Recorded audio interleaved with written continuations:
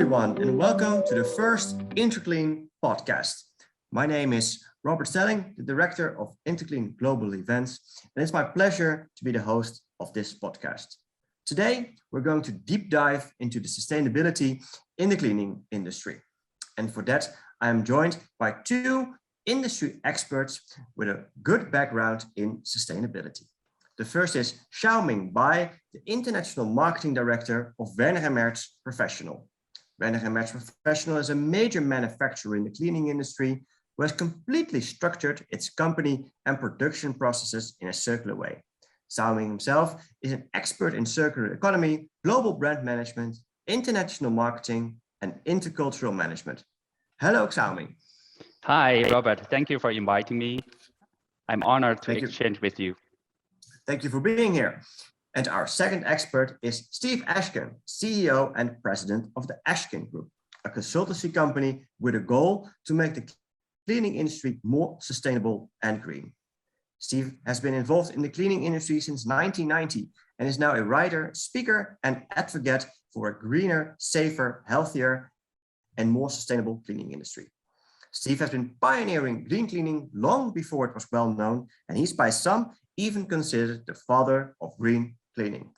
Thank you also for joining us, Steve. Robert, it's my pleasure. Thank you for having me. You're welcome. Let me just start with a personal question. Xiaoming, what does sustainability mean to you? Well, sustainability means that the wealth and prosperity of humankind will last as long as possible. I won't say it will last forever because someday we will face the extinction like some other species, but we can prolong this as long as possible. Okay, and how do you see it, Steve? I've been working on green cleaning for 30 years now, and we've spent a lot of time thinking about how our industry affects human health and the environment. And so now the move to sustainability expands upon that. And it really is a look at how organizations operate, right? It's not just an interchangeable word with green, but really thinks about the environmental, social, and governance of organizations. And I really hope that this distinction becomes something that all of us in the cleaning industry can adopt, especially because that, in my opinion, is what our customers are really looking for and how they're defining it. Thank you. And then how do you see the future of the cleaning industry with regards to sustainability? As a follow-up question to you, Steve. Well, let's face it, not all customers care. There's still plenty of customers that the only thing they care about is how cheap the product is. But for those customers who do care, which tend to be the largest global players and those committed to a more just and who actually care about their employees and other issues, if we want to sell to those customers, then we're going to have to do the things that make us more competitive in terms of meeting their needs beyond just the price and performance of our products. And how do you see this coming? I totally agree with Steve because in the cleaning industry, most of the companies, they don't really understand the word sustainability in the right way, actually. Or in other words, their mindset is still based on the being cost efficient instead of being effective for the environmental protection. Yeah. So the price benefit, as Steve said before, is still very important to most of the customers. Yeah. But I think the future of the cleaning industry will be affected by the megatrend circular economy. So this is going to definitely going to shape the future of the cleaning industry. So the companies will be forced to avoid, making negative impacts on the environment while conducting business activities. And those who are not able to cope with this trend will no longer exist for the long run. So it's almost like a survival of the fittest when it comes to sustainability. Survival of the fittest. Yeah. And what is needed, in your opinion, to make this transition, to make clients, end users understand what sustainability really is and why it's really needed? Well, I think first of all, we have to rethink our business model. Yeah. So just think about: are we making negative impacts on the environment while doing our, daily business. How can we avoid, harming the environment and a human being, while cleaning or offering cleaning products? Yeah. How can we reduce the waste? Yeah, during our business activities, and how can we start using, for example, circular products like recycled plastics for the packaging, or plant-based raw materials for producing the cleaning detergent and so on. Yeah, these are the examples. Yeah, we should really rethink our current business activities. Thank you. How do you see that, Steve? Care to comment? Well, I agree with all of those comments, but the thing that I want to continually emphasize is that when we talk about sustainability, it goes far beyond just environmental impacts. And if you look at the cleaning industry, if we think about service providers, it's really not the impacts from the products that they buy that we're going to be concerned about, because as a business, their major impact is tied to their people. And that's what's so unique about sustainability as opposed to green cleaning. So when we think about being sustainable organizations, we have to think about social impacts, better hiring practices, about diversity. And we also have to think about the governance of the organization to make sure that they're ethical, that we're not doing things like buying products made by child labor or slave labor. And over the years, we've had lots of experiences with companies whose brands have been terribly tarnished because it was found out that they were making products, by slave labor or making them in a way that was harmful to their people. So again, the three pillars of sustainability is, of course, environmental. But the new issue with sustainability is to make sure we're focusing or considering impacts on people, as well as how the organizations themselves are being managed. So it's much more than just the environment when it comes to sustainability. We need to look at the social, we need to look at governance. It's a broad picture, and it goes through the entire industry value chain, I guess. Steve. Absolutely, it does. And again, this is the ESG reporting requirements that we're seeing growing across the globe. Currently, I'm on a US American National Standards Institute project to be able to figure out how we appropriately develop sustainability reporting requirements from a financial perspective. And these requirements are changing, they're growing. The demand, again, from major customers require that cleaning companies, if they want to lead in this area, really need to start understanding what's required and start reporting themselves. So you expect that companies will actually be held accountable for what they're doing in terms of sustainability, and not just doing it for themselves, but not just doing it for the environment, not just doing it for the world, but because also their stakeholders, their shareholders are going to be asking for it. And at the end of the day, it's good business, right? When we start thinking about how a manufacturer, whether it's paper or chemicals or equipment, how they make their products, the first step in sustainability initiatives are always efficiency measures, right? How do you reduce energy consumption? How do you reduce water? How do you reduce waste, et cetera? And when we do that, it all helps us save money, and those dollars drop right to the bottom line. And if you look at the distributors of cleaning products, their greatest impacts are going to be their fuels used in their vehicles. So again, when they are more fuel efficient, that money drops to their bottom lines. So it's good business, and it opens the door to many customers.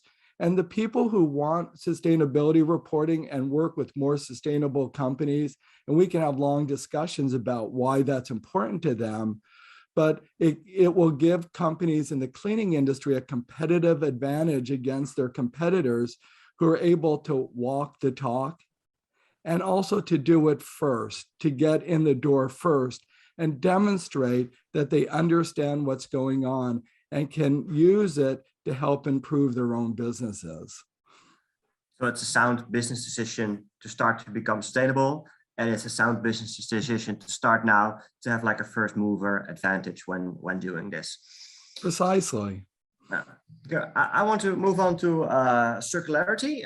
Xiaoming, you already mentioned this. Werner Mertz is almost a completely circular economy.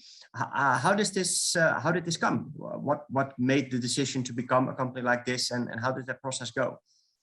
So basically, our company has already started producing environmental friendly products in 1980s, right after the Chernobyl incident. Yeah, that's a nuclear accident. Yeah, in Chernobyl. Yeah. And after that, so people just first time thought about the environmental impact, human activities might create, the negative thing. And back in the 1980s, also in Europe, it was huge environmental pollution from the industry. Yeah, so for example, the Rhine River, is full of foam, because of the cleaning detergent. Yeah, so therefore our company has started rethinking the business model, by introducing new environmentally friendly products. And through the years, we have constantly developed ourselves. And now our business is purely based on the concept of circular economy, which means our business activities are within the biological circle and the technical circle. On the biological circle, we only use plant-based renewable resources for developing the formulation and the surfactant, the detergent, And on the technical circle, we only use 100% recycled plastics for producing the packaging, So in doing so, we can make sure that we are making no negative impact on the environment. And also, for the production, we use 100% renewable energy for the production. And also we have at our company plant a internal water treatment system. We can make sure that the exhaust water after the production is even cleaner than the original water we have absorbed. So a completely circular production process. What does that mean for your suppliers and your clients? Sorry, what does that? Oh, I was present. What does that mean for your suppliers and your clients? Do you involve them in your sustainability and circularity efforts? Yeah, sure. Because basically, we are helping our clients to do the smooth transition toward circular economy. So with our help, they just need to invest. So basically, they don't need to invest more. They just change to our products. And suddenly they can just, make the transition to a circular economy, So this is the major benefit, They can become the first movers, as Steve has mentioned before, Because we have been the pioneer in this field, and if the customer will work with us, we can help them enable the transition to circular economy, And we can see more and more customers are adapting our concept. Are trusting our product. So therefore, we have a double-digit growth each year. So again, a sound business decision as well. Do you see, maybe this is a question for Steve, do you see anything that the cleaning industry can learn from other industries in terms of cradle to cradle, which is part of circular economy, or circular economy in general? It's a good question. And,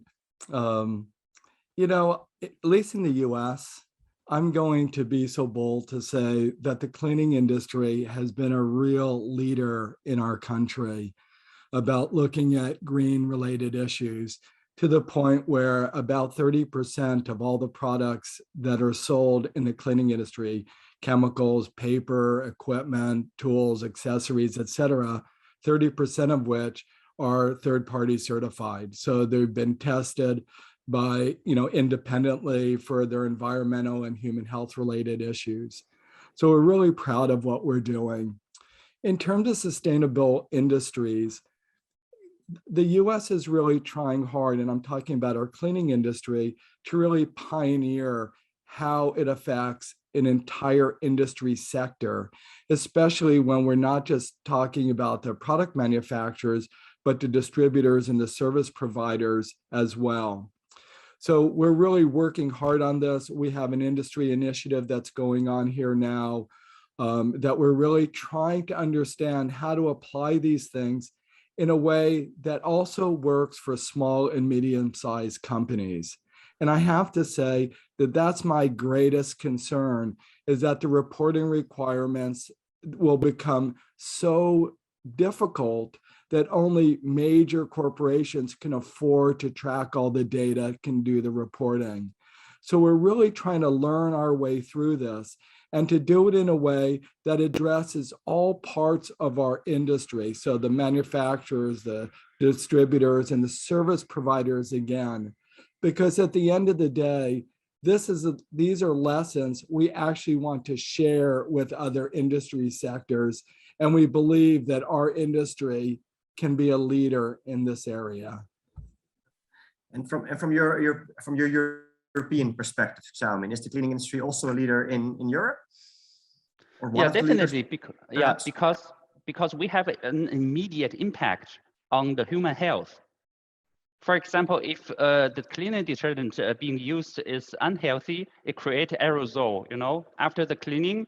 And if you enter the room, and your lung will be polluted, by the aerosol. And it is estimated that one cleaning staff, in average, has 2 years less life expectancy comparing with a healthy person, just because of the hazardous cleaning detergent. Yeah, so they lose 2 years in average, 2 years of life. So this is really devastating to see. So therefore, I think we can play a major role in leading the other industries, toward circular economy also. It's not only good for human health, but also we can make a positive contribution to the environmental protection and also the social aspects, which Steve has mentioned before.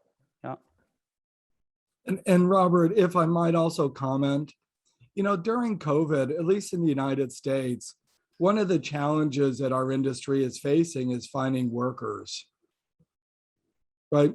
So the advantages that those companies committed to sustainability have is beyond the health impacts of the products and the processes that they're using, is to really start thinking about other things to take care of our workers, our hiring practices, our wages, our benefits, and other areas, which all dovetail very nicely with how we think about sustainability. So, in a competitive market space, a service provider, regardless of the products they're using, cannot succeed if they don't have workers, right? Because at the end of the day, it's the workers is the real product that they're bringing to the marketplace. So making sure that we're really thinking holistically, excuse me, beyond just the human health impacts is incredibly important to company success. And sustainability, circularity, these are all very big words, big impact. I can imagine that you just mentioned the small to medium enterprises, that they might have no idea where to get started. Do you have some practical tips for a company who wants to become more sustainable after hearing this podcast, who wants to get started with a transition to a circular company? Any practical tip that where should they start? Steve, for you first, maybe. Well, thank you. So, the way I think about this is, again, what our customers are really looking for. And I'm talking about the major customers. And I'm sure your audience is familiar with the concept of ESG, environmental, social, and governance reporting. So where companies have to begin is starting to develop their own reporting, right? It's hard to run a business if we're not using data, right? And beyond financial data, we have to think about environmental impacts, the social impacts, and governance. So the first place to really start is looking at what the organization itself is doing in its own buildings. You know, whether it's a manufacturer or it's a distributor or even the offices for a service provider, is tracking its own energy use, its water use, its production of waste, other, impacts on natural resources. So they should track those things both from a cost and an environmental perspective, a consumption perspective, be able to do some simple calculations on greenhouse gas emissions, but reporting on environmental issues and developing trends.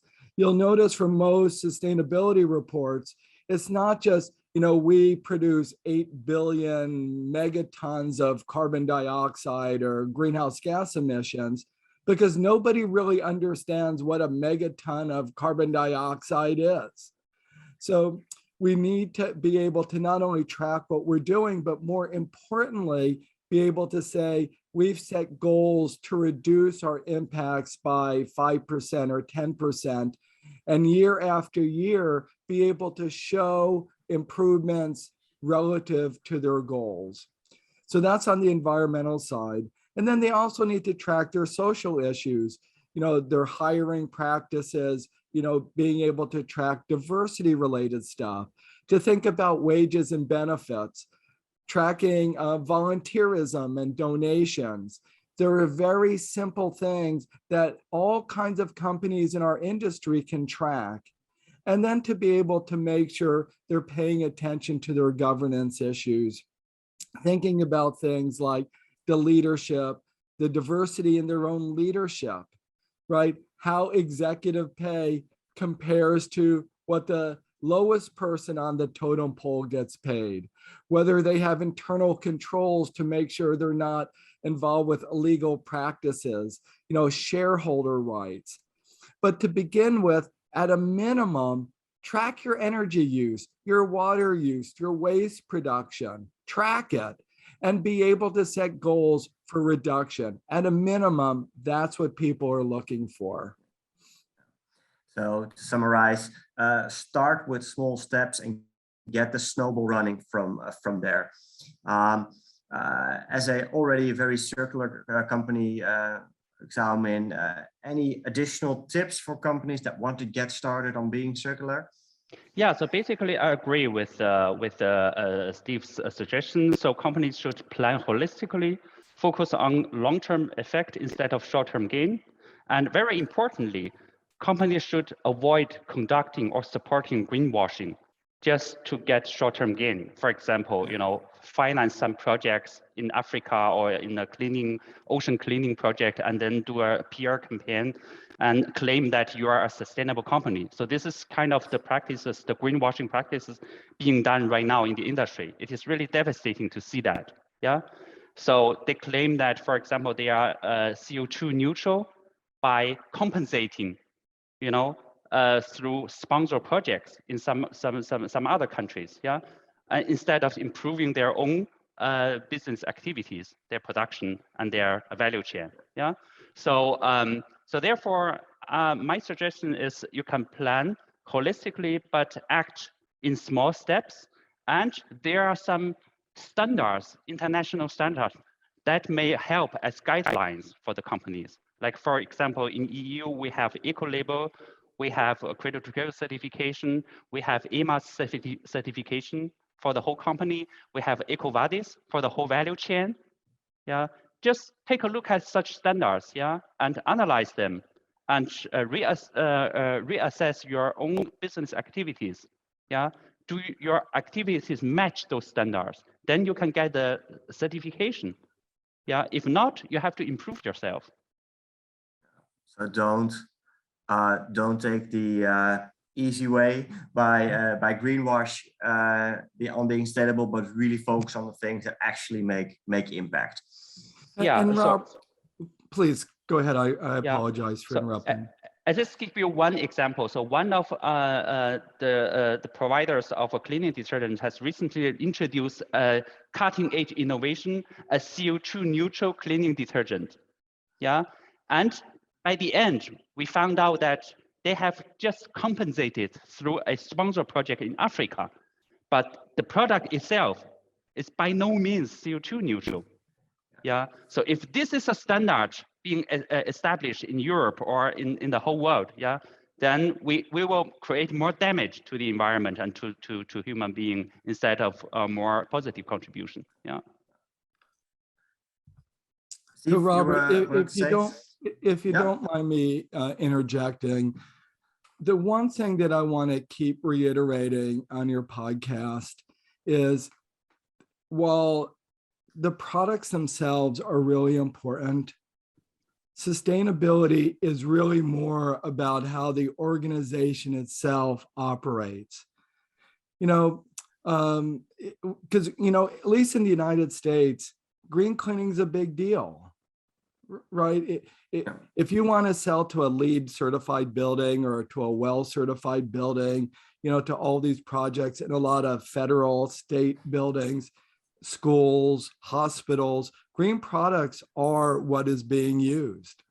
And they're all third-party certified. And I agree with the concern about greenwashing.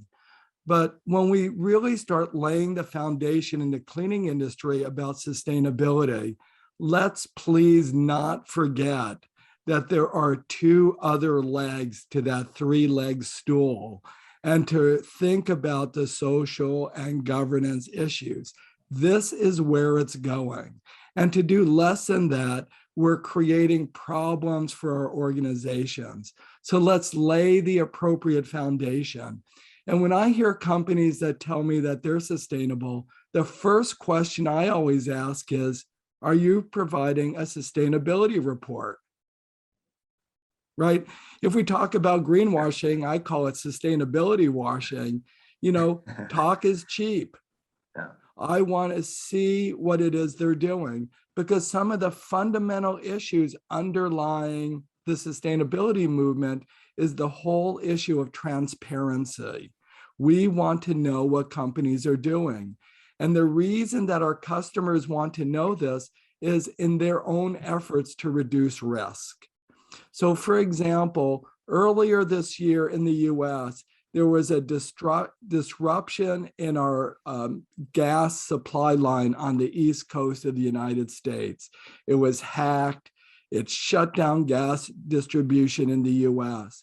So a company that has a distributor, right, because their main impact is fuel for their vehicles, it allows companies, their customers, to say, I think it reduces risk to know that the company I'm buying for has a very fuel efficient fleet, right? So this is all about a customer's efforts to reduce risk. So they want to know this information, and let's make sure that in Europe, they're really paying attention to all three of those issues and really doing it comprehensively and completely. And they don't have to do everything, but let's get started on what they're doing, make sure they're reporting on it, and setting future goals for reduction. And well, maybe a thing to help companies get started could be the Sustainable Development Goals developed by the United Nations. When you look at these goals, Xiaoming, to what SDGs do you think the cleaning industry can most contribute to? Well, I have taken a look at the goals. I think we could contribute especially to such goals like sustainable cities and communities, and responsible consumption and production, climate action, life below water, and as well as life on land. Yeah. So these goals can be really immediately affected by the cleaning industry. Yeah. Do you know of some examples of what the cleaning industry has already done to contribute to those goals? Yeah, for example, if you can use recycled plastic as the raw material for producing the packaging, and also the packaging later after usage will be gathered together and recycled again. So it will remain within the technical circle, and the plastic will not land into the ocean. And also the microplastics, yeah, are also the huge problem right now. So if we can complete the technical circle, we can really avoid harming the ocean and harming the environment in the very beginning, in the first place. Yeah, and also I think Steve has mentioned also the social and economic aspects. Yeah, these are also the part of the SDGs. Yeah, and we can also make a contribution, to this. Yeah, if we can conduct, the right way in hiring and also managing the employees. Yeah. And that completely fits with what Steve is saying, at not just looking at those products, not just looking at the E, but also as on the S and the G. How do you see this from a US perspective, the UN social sustainable development goals? What is being done in the US to contribute to these? Well, Robert, now you're going to get me in trouble. I'm not a politician. Okay. Personally, I really don't care about the UN, and I don't care about the UN goals. And I say that because it has zero impact on customer demand. Zero. Okay. I'm not a politician. I'm not here to give a speech. I'm not a college professor here to teach those kind of things. I want to recommend pragmatic applications based on what real customers are looking for. And in the US, it's based on sustainability reporting. It's based on the GRESB, the Global Real Estate Benchmarking Survey. It's based on those kind of things which are driving customer demand. I have clients all across the country that are being asked by their customers to provide sustainability reporting. None of that is tied to the UN Global Compact. So I don't mean to be disrespectful to the work on a global level with the UN, but that really seems to have virtually zero impact on when I see an RFP coming out for buying cleaning products.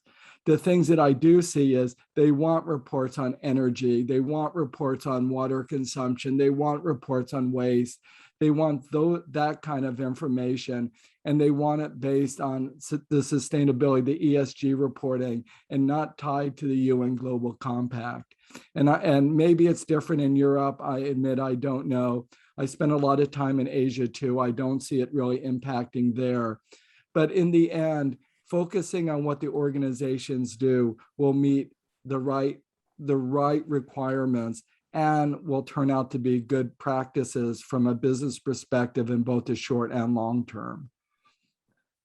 It's good to get those different perspectives from different sides of the world. And what I understand from you is, to the US perspective, it's about customer demand. They're asking for ESG reporting, and that, again, that's what you need to deliver as a supplier.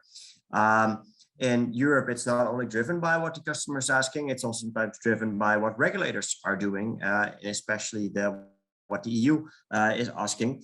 And one of the big things coming out of the EU is, of course, the Green Deal. Xiaoming, do you see that the cleaning industry is already starting to think about the Green Deal and how this will impact the cleaning industry? Well, to be honest, not really, because the cleaning industry is not always the pioneer. I mean, the majority of the cleaning industry is not always the pioneer in dealing with European Green Deal. Yeah. So basically, if the end customers, I'm talking about the customers of the cleaning industry, yeah, of the contract cleaners and so on, if they actively demand on sustainable cleaning services and sustainable products, yeah, then the cleaning industry will cope with this demand.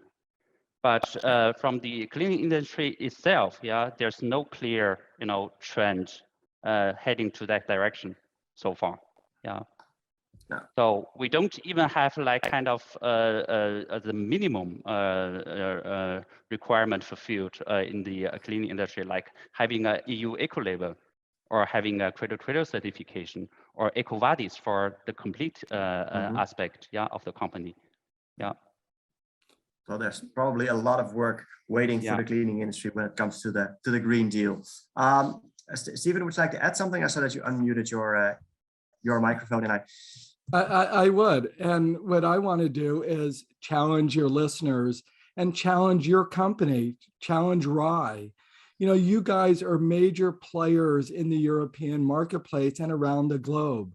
We should organize and develop programs in the cleaning industry and not just wait on our customers to force their requirements on us. We should be leaders.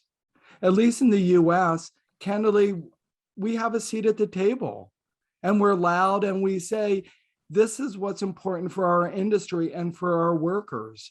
And so there's no reason why we can't lead. There's no reason why, as an industry, we can't figure out what makes sense for our unique issues, especially as it applies to small and medium-sized companies. I mentioned at the beginning that, I participate in a new American National Standards Institute work group, and that's exactly the role that I play. And it's just because I banged my fist on the table and said, the cleaning industry is important. You shouldn't take us for granted. We have a lot to offer, and to be willing to put in the time and effort to do it. We are a service industry. We wait for our customers, and sometimes shame on us. What are we waiting for? We're smart. We're innovative people. We have unique experiences and a lot to offer. So we are the ones who are responsible for what we do, and we need to lead. And I hope your company will help the industry lead. Well, challenge accepted, Steve. And I guess that's also why sustainability is one of the topics on our podcast, and will actually also be one of the very key topics at the upcoming Interclean Amsterdam 2022 event, where we really want to make sustainability visible and especially help those companies that are already being sustainable, make that known to the visitors of the trade show. Xiaoming, you wanted to add? Yeah. But I hear from this respect, I just do also want to challenge, maybe Steve a little bit, because if we speak about like recycling and recycled plastics, so that in Europe, at least in Germany, we have a recycling code of nearly 60%. Meaning 60% of the plastic waste will be recycled. And in the United States, we have less than 10%. So I really doubt if this is the right approach happening in the United States, if you are gonna bury and burn all the plastic waste. And also from the cleaning industry, our consumption of plastic packaging is huge. So I really doubt, for the long run, if this is the right approach in the United States, if they continue burying and burning the plastic waste, or exporting to the poor countries like to Southeast Asia. Well, sorry to be honest, but well, so let me be honest. When we talk about Germany, and I respect the Germans enormously, as I do the people in Scandinavia who have been real global leaders on these issues. But the thing that I think a lot of Europeans forget is that, America has parts of our country that have recycling rates and similar commitments to environmental things that are as high as any country in Europe. But when we look at national averages, it sometimes distracts from what the real issue is. And I'm not trying to defend what we're doing here, because I think we can do much better. But at the same time, there are a lot of issues that we need to deal with. There's a lot of improvements that have to go on. At the end of the day, this is not a competition between Germany and the United States, or Italy, or Ireland, or any of the other EU countries. This is important about all of our futures, and we all have to do better. And when we talk about the circular economy, There was a big push in Europe about extended producer responsibility, where companies actually will take back their own products. It's not just about, circular economy is not just about using recycled materials. So we all have a long way to go.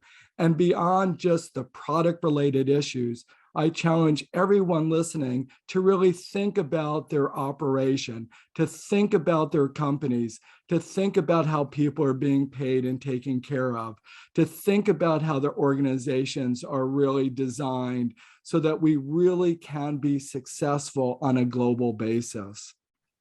Yeah, I think from the payment perspective, I do agree with Steve, because in Europe, we have some kind of toxic situation right now. So the wage of the cleaning staff in the cleaning company is below minimum wage even, yeah? And most of the workers are, immigrants who barely speak the language, yeah? So that they can get the dirty job and with the lowest payment, yeah? So if this continue happening, so at least, I don't know how's the situation in the United States, but in Europe, yeah, so there's a huge price war within the cleaning industry, at least from the contract cleaners, yeah. So they always get less budget and they will sell themselves cheap, and they will impose this kind of cheapness into their own employees, yeah. So I think this is kind of, really a poisoned circle if this is continue happening right now. Yeah. So then the question becomes, what do we do about it? Because the comment, Xiaoming, that you're raising, now I've been in the industry actually for over 40 years. My family owned a chemical manufacturing business, multiple generations. So, I'm very familiar with how to make products. I served as director of product development for a consumer products company here in the US. So I'm very familiar with all of those issues. And for my entire career, I've listened to people talk about, well, our workers are underpaid and our industry is underappreciated. So sustainability creates an opportunity for us to rise to the occasion. Mm-hmm. What are our companies doing to change those things other than us complaining about it? We need to find ways to advocate for the workers in our industry. We need to find ways to convince building owners and property management companies of the essential nature of our work and why these things are important. But we can't even measure how clean our buildings are, right? We have no standards relative to this, much less about how the companies themselves are operating. So thinking about this from a marketplace perspective, there are real opportunities for companies to really succeed with these issues. And in the short term, to use sustainability as a way to measure how they're performing on environmental impacts, and to do it in a consistent way, and to find efficiency measures that really can help them save money. Yeah.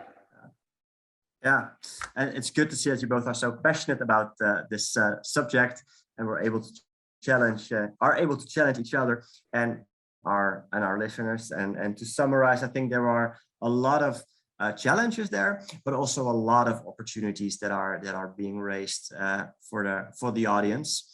And with that, I would like to conclude this first Interclean podcast. I'd like to thank Xiaoming and Steve very much for their time, for their very valuable input and interesting challenges and perspectives from different sides of the industry and different sides of the world. Thank you very much, Stephen and Xiaoming.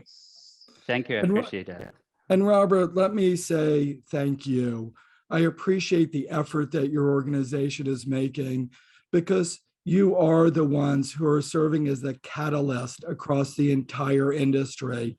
So I appreciate your personal effort, and thank you for having me on today. Thank you for your words, Steve. And that's just what we try to do as Interclean. We try to be a platform for the industry, try to deliver value to the industry by identifying what's needed to bring the industry further.